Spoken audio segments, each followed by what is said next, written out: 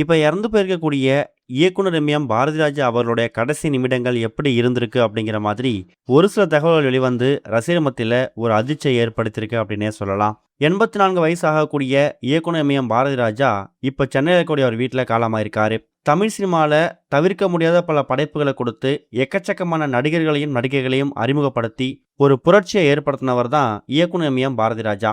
கடந்த ஒரு சில வருஷங்களாவே படங்களை இயக்கிறத விட்டுட்டு ஒரு சில படங்கள்ல சிறப்பு தோற்றத்துல கௌரவ தோற்றத்துல நடிச்சு வந்துட்டு இருக்காரு. அதுலயும் தன்னோட மகன் இறந்து போனதுக்கு பிறகு சினிமா விட்டு முற்றிலுமா ஒதுங்கிட்டாரு. தன்னோட மகன் மனோஜ் பாரதிராஜா மாரடைப்பு காரணமா இறந்து போனதுக்கு அப்புறமா தன்னோட ஒட்டுமொத்த சக்தியையும் அவர் இழந்துட்டாரு. சொல்ல போனா சரியா சாப்பிடாம தூங்காம மன வேதனைக்குள்ளாகி ஒரு கட்டத்துல சிகிச்சை எடுத்தா மட்டும்தான் உயிர் வாழ முடியும் அப்படிங்கிற சுச்சுவேஷனுக்கு தள்ளப்பட்டிருக்காரு. மார்ச் 2025 வருஷம் மனோஜ் பாரதிராஜா இறந்து போனாரு. அடுத்த ஒரு வருஷத்திலேயே அவங்க அப்பா பாரதிராஜாவும் இப்ப காலமாயிருக்காரு. இந்த ஒரு வருஷ காலகட்டத்துல எக்கச்சக்கமான இன்னல்களையும் மன கஷ்டங்களையும் பாரதிராஜா அனுபவிச்சிருக்காராம். மாதத்துக்கு குறைஞ்சது ஒரு 20 நாட்கள் ஹாஸ்பிட்டல் தான் இருந்திருக்காரு. அடுத்த ஒரு 10 நாட்கள் வீட்டுக்கு வருவாரு. மறுபடியும் உடல்ல ஏதாவது ஒரு அசௌகரியம் ஏற்பட்டு திரும்பவும் ஹாஸ்பிட்டலுக்கு போவாரு. இதுதான் அவருடைய ரொட்டீனாவும் இருந்திருக்கு. இப்படி இருக்கும்போது கடந்த ஏப்ரல் மாத இறுதியில சிகிச்சை முடிஞ்சு பாரதிராஜா வீட்டுக்கு வந்திருக்காரு. தொடர்ந்து சிகிச்சைகள் கொடுக்கப்பட்டு அதுக்கான மருந்து மாத்திரைகள் சாப்பிட்டு இருந்திருக்காரு.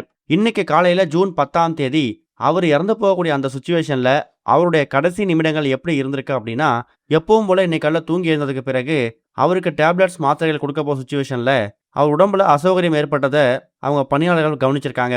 அதுக்கப்புறமா டாக்டர்ஸ் கால் பண்ணி டாக்டர்ஸ் வீட்டுக்கு வந்து செக் பண்ணி பார்க்கும்போது உடல் ரொம்ப மோசமானதை அறிவிச்சிட்டாங்களாம். இன்னும் கொஞ்ச நேரத்தில் அவர் உயிர் பிரிஞ்சிடும் அப்படிங்கிற மாதிரியும், எவ்வளோ சிகிச்சை கொடுத்தும் அந்த சிகிச்சையை அந்த உடல் ஏற்றுக்க மறுக்குது அப்படிங்கிறதையும் அவங்க கன்ஃபார்ம் பண்ணியிருக்காங்க. இதில் இன்னொரு கொடுமையான விஷயம் என்னன்னு கேட்டிங்கன்னா, பாரதிராஜா அவரோட மனைவியும் மகளும் தான் கூட பக்கத்தில் இல்லையாம். அவங்களோட சொந்த ஊராக தேனியில அந்த வீட்டில் வச்சிருக்காங்க. பாரதிராஜா சிகிச்சைக்காக சென்னையில் இருக்கக்கூடிய ஈசிஆர்ல கூடிய ஒரு வீட்டில் இருந்திருக்காரு.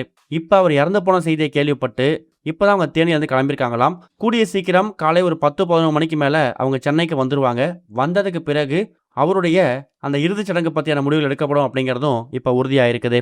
தன்னோட மகனை இழந்து வாடக்கூடிய பாரதிராஜாவோட மனைவி, அதே மாதிரி தன்னோட கணவரை இழந்து வாடக்கூடிய பாரதிராஜாவோட மருமகள், இவங்க 2 பேருமே ஒரு மிகப்பெரிய துயர சம்பவத்திலிருந்து மீண்டு வர்றதுக்கே அவங்களுக்கு 1 வருஷம் ஆகியிருக்கும். இப்போ திரும்பவும் அவங்க வீட்டில் இன்னொரு துயர சம்பவம், அதுவும் மிகப்பெரிய சம்பவம். பாரதிராஜா அவர்கள் வயது மூப்பு காரணமாக இறந்து போன விஷயம் அவங்க குடும்பத்தாருக்கு ஒரு மிகப்பெரிய மன வேதனையை உள்ளாக்கி இருக்குது.